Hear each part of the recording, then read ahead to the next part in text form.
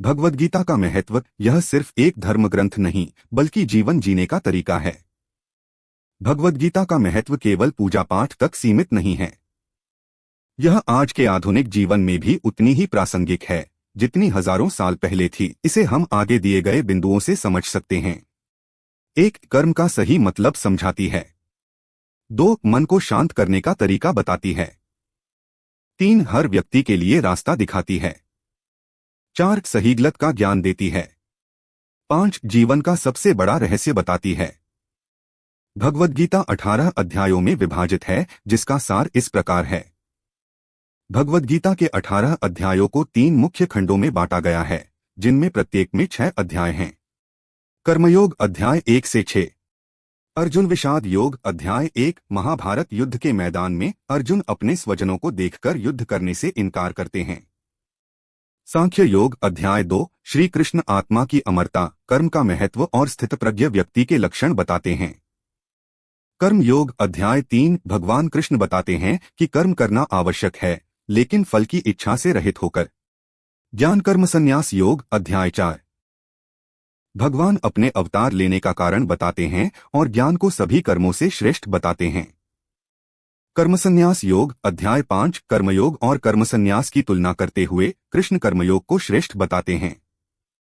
आत्मसंयम योग अध्याय 6। ध्यान के महत्व और मन को नियंत्रित करने के तरीके बताए गए हैं। भक्ति योग अध्याय 7 से 12।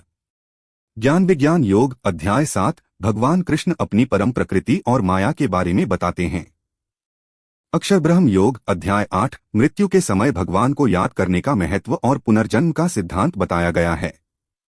राजविद्या राजगुह्य योग अध्याय 9। यह सबसे गोपनीय ज्ञान है, जिसमें भगवान अपनी सर्वव्यापकता और भक्ति के महत्व का वर्णन करते हैं। विभूति योग अध्याय 10। भगवान अपनी दिव्य विभूतियों का वर्णन करते हैं ताकि भक्त उन्हें हर वस्तु में देख सकें। विश्वरूप दर्शन योग अध्याय 11। अर्जुन को भगवान का विराट स्वरूप दिखाया जाता है, जिससे उनकी दिव्यता का अनुभव होता है। भक्ति योग अध्याय 12। यह अध्याय भक्ति के विभिन्न रूपों और भगवान के प्रिय भक्तों के गुणों का वर्णन करता है। ज्ञान योग अध्याय 13 से 18। क्षेत्र क्षेत्रज्ञ विभाग योग अध्याय 13। शरीर, क्षेत्र और आत्मा क्षेत्रज्ञ के बीच के अंतर को स्पष्ट किया गया है।